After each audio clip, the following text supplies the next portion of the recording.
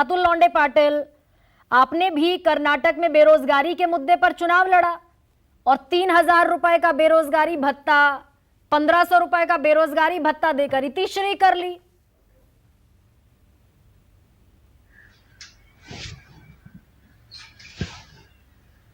आवाज ही गई। आवाज आ रही है अतुल लौंडे पाटिल आप तक? हेलो, सुन पा रहे हैं आप मेरी आवाज? हाँ हाँ, अभी आ रही है। हाँ बोलिए जी। कर्नाटक में बेरोजगारी पर चुनाव लड़ लिया आपने, सरकार बना ली, लेकिन 1,500 रुपए और 3,000 रुपए पर इतिश्री कर ली कर्तव्य की अपने।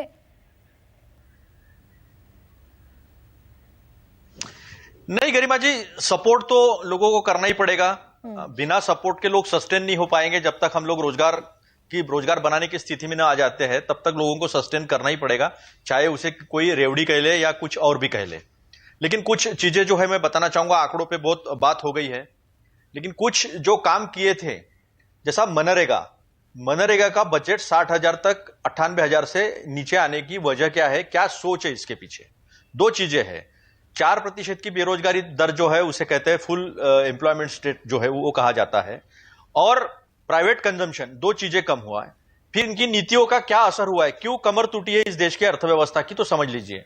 जिस एमएसएमई का हमारे जीडीपी में 25% जो है कंट्रीब्यूशन होता है, 50% नौकरियां वहां से पैदा होती है, नोटबंदी के बाद और गलत जीएसटी के बाद उसकी कमर टूट गई। 2021-22 में 20,500 से ज्यादा जो है वो एमएसएमई जो है वो बंद हो चुकी है। देखिए, 1991 के पॉलिसी के बाद एक मिडिल क्लास तैयार हुआ और उस मिडिल क्लास ने इन्वेस्टमेंट अट्रैक्ट की है। प्राइवेट इन्वेस्टमेंट की आज पोजीशन क्या है, ग्रीनफील्ड इसमें पोजीशन क्या है, तो वो एकदम नकारा परिस्थिति की है।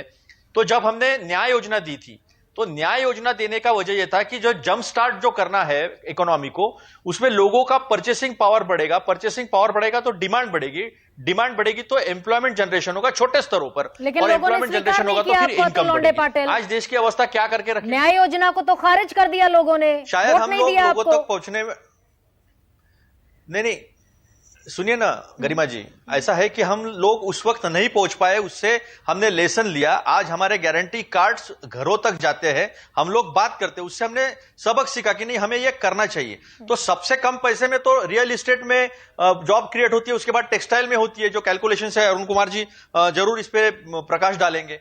तो उसकी अवस्था क्या है?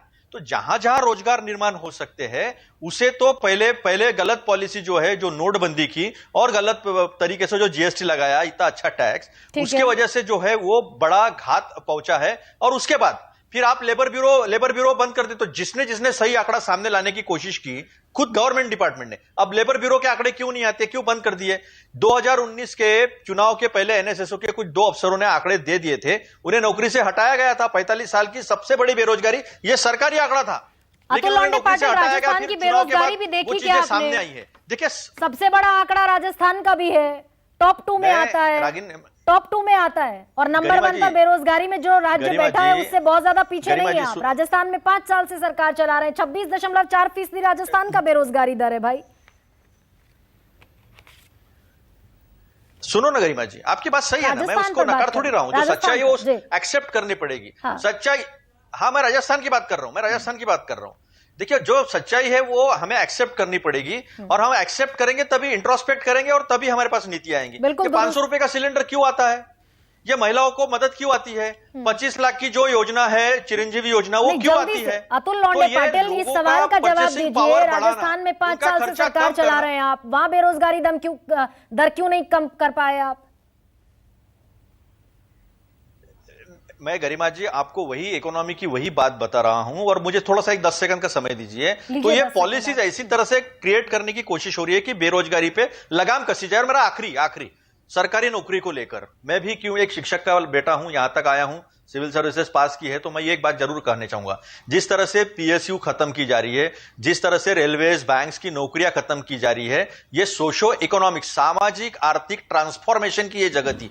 गरीब का लड़का जब कोई नौकरी हासिल करता है पीएसयूज की, बैंक की या रेलवे की, तो वो सीधा नीचे के तबके से उठकर मिडिल क्लास तबके में आता है, और आने वाले जनरेशन पे उसका इंपैक्ट होता है। अब हर जगह नौकरियां जो है कम की जा रही है, बेरोजगारी है।